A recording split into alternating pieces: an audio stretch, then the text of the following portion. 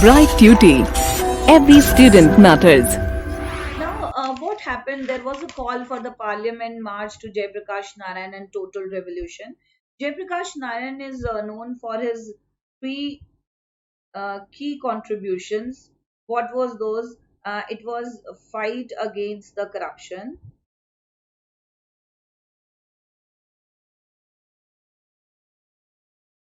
and principle of communitarian,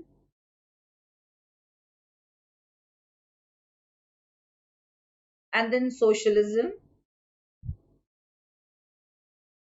and it was total revolution. And Indraji believed that the movements were motivated by his personal opposition to him. And Jayaprakash Narayan was the first leader post independence who undertook a tirade against the corruption through the participation of youth, particularly in Gujarat and Bihar. And it was a great achievement for him that a huge amount of crowd was after him. And he advocated the office of Lokpal against corruption, his principle of communitarian socialism, and his views India as a society of communities encompassing three key layers.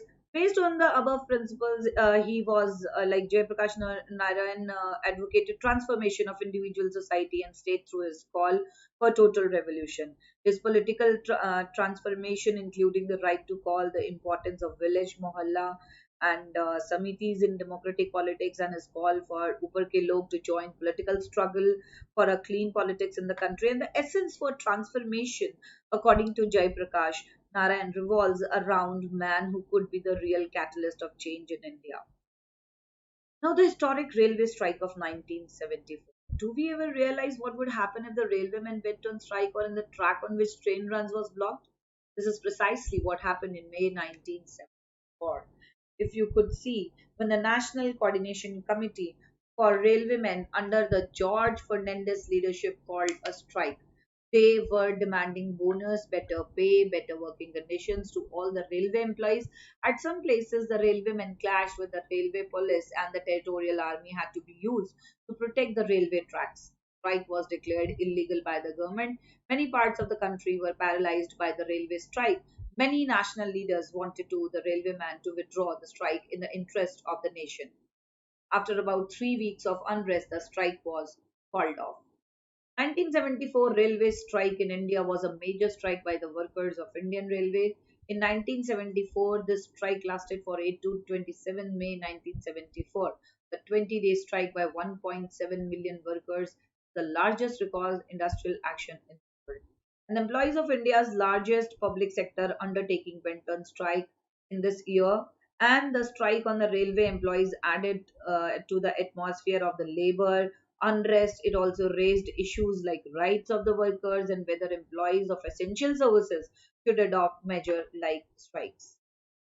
President of All India Railwaymen's Federation George Fernandez led this strike, and reasons were demand for an 8-hour working day, the locomotive staff by All India Railwaymen's Federation, a raise in pay scale which had remained stagnant over many years, bonus, proper service conditions, and culmination.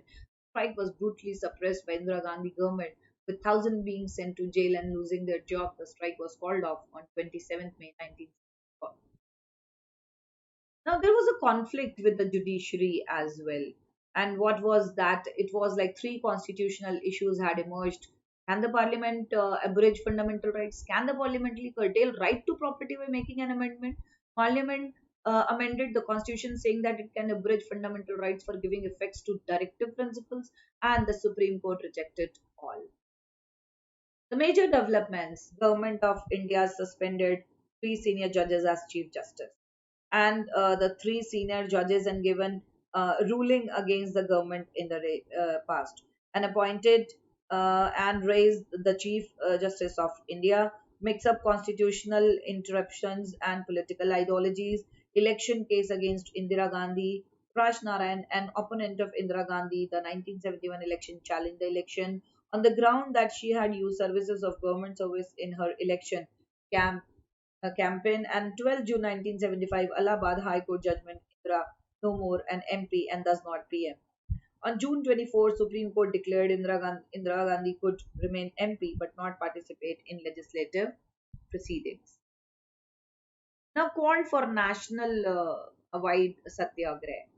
A political mood of country turned anti-Congress, and Jayaprakash ran massive demonstrative in India's Ramlila ground on 25th June 1975. He demanded Indira Gandhi's resignation and threatened to bring government activities to a standstill and asked the police government employees not to obey illegal and immoral orders. Emergency. Indira Gandhi declared emergency as the thought that the security of India had been threatened by internal disturbances. It was a black spot on democracy. Third time democracy was declared in India. The other two times were in 1908. India-China War and 1971 India-Pakistan War. Around 10 lakh people were sterilized forcibly. Its duration was 21 months from 5th June 1975 to March 21, 1975. Over 1 lakh people were jailed without trial. 22 custodial deaths were reported. And Congress before emergency 350 seats in Lok Sabha and Congress after emergency 150. 25th June 1975, the Declaration of Democracy, the Prime Minister recommended the imposition of emergency to President Fakhruddin. It was invoked Article 352, Proclamation of National Emergency. Article 352 provides that if the President, after receiving written communication of a cabinet decision, is satisfied that a grave emergency exists whereby the security of India or any other part, therefore, is threatened by war, external aggression, or armed rebellion, he or she may issue a proclamation of emergency for the whole of India or part of that. Government's response to the crisis. On declaration of the emergency, the night Indira Gandhi, even without any meeting cabinet, advised the President Fakhruddin Ali Ahmad to proclaim emergency under Article 3 of the Constitution on the ground of internal disturbance. The President agreed, and the proclamation of emergency followed soon after. The proclamation to meet a threat to internal law and order was the first of the kind since independence, and it was approved by the Union Cabinet at hurriedly summoned meeting on the morning of June 26. This was a very serious matter, but not a single minister opposed to proclamation of emergency in the country. And there it invoked Article 352 of the Constitution. Under the provision of the articles, the government could declare a state of emergency on grounds of external threat or threat of internal disturbance. The government ultimately decided that grave crisis had risen, which had proclamation of a state of emergency in the country. Now, on 25th June 1975 midnight, what was done? Electricity to all the major newspaper offices was disconnected. A large number of political leaders and workers were arrested. 26th June 1975, 6 a.m. Cabinet ministers were informed about emergency at a special meeting. Now, what were the consequences of emergency? Like opposition leaders were in jail, press censorship, strikes and parties, Rashtriya Sangha Jamaat Islami were banned, fundamental rights were suspended, preventive detention was widely used, constitution amended, 42nd Amendment, mini. What exactly the consequences were? This brought the agitation to an abrupt stop. Strikes were banned, and many opposition leaders were put in jail, and the political situation was worst. It was very quite through tense. The government suspended the freedom of the press. This is known as the press censorship. And then the government banned Rashtriya Swayamsevak Sangh and the Jamaat Islami, and the various fundamental rights of citizens stood suspended, including the right of citizen and to move the court to for restoring their fundamental rights. The government made extensive use of preventing detention. Resistance to the emergency. But before we do it, was the emergency necessary? The constitution simply mentioned internal disturbance. And internal disturbance, like as the reason for declaring emergency before 75, emergency was never proclaimed on the ground. We have noted that agitation were going on in many parts of the country. CPI believed that there was an international conspiracy and against the unity of India. It believed that in such circumstances, some restrictions or agitations were justified. And the critics of the emergency argued that ever since the freedom movement and Indian politics had a history of popular struggles, people had the right to publicity and protect against uh, the government. Now, the resistance to the emergency, like many non arrested leaders, were underground and organized to protect, and many magazines were closed down. Underground newsletters and leaflets were published. Black space in the newspaper to protest against censorship. Many celebrities, see, here the newspaper is blank, and many celebrities returned their awards. So, this was a very worst time in India. Was the emergency necessary? As I said, frequent agitations affected the functioning of the government, stability of the challenge. And government was forced to give more attention to the maintenance of law and water welfare programs were derailed. Now the CPI was before emergency and after emergency. The difference: the party supported emergency, international conspiracy against the unity of India. Agitations were mainly by the middle class opposed to the pro policies of Indira. Felt assessment was mistaken, error to have supported emergency. And what the critics said, what was the uh, like the people, those who were criticizing, people have the rights to protest democracy, government had the machinery to control the situation, agitations were non-violent and not anti-national, and home ministry never reported against the law and order. Indira Gandhi misused the constitutional provisions to retain the power. What happened during emergency? Like exactly, if we see, to bring law and order, to restore efficiency of the government, to implement poor welfare programs, 20-point program, land reforms, land redistribution, review of agricultural wages, workers participation, and eradication of bonded labor. Now, what exactly was it? The government said that it wanted to use emergency to bring law and order and restore the efficiency, and above all implement the poor pro welfare programs. For this purpose, the government led the Indira Gandhi announce a 20-point program. And the 20-point program included land reforms, land redistribution, review. Critics of emergency point out the most of these promises by the government remain unfulfilled. Now, critics point out that promises were unfulfilled just to divert the attention, misuse of preventive detention and custodial death, severe restrictions on press, control of Sanjay Gandhi in administration, demolitions and arbitrary relocation of poor people, forced sterilization. And what were the lessons learned with it? Firstly, we came to know about the weakness and the strength of Indian democracy. It is noteworthy that normal democratic functioning resumed with a short span of time. Thus, it is extremely difficult within a short span that to do away with the democracy in India.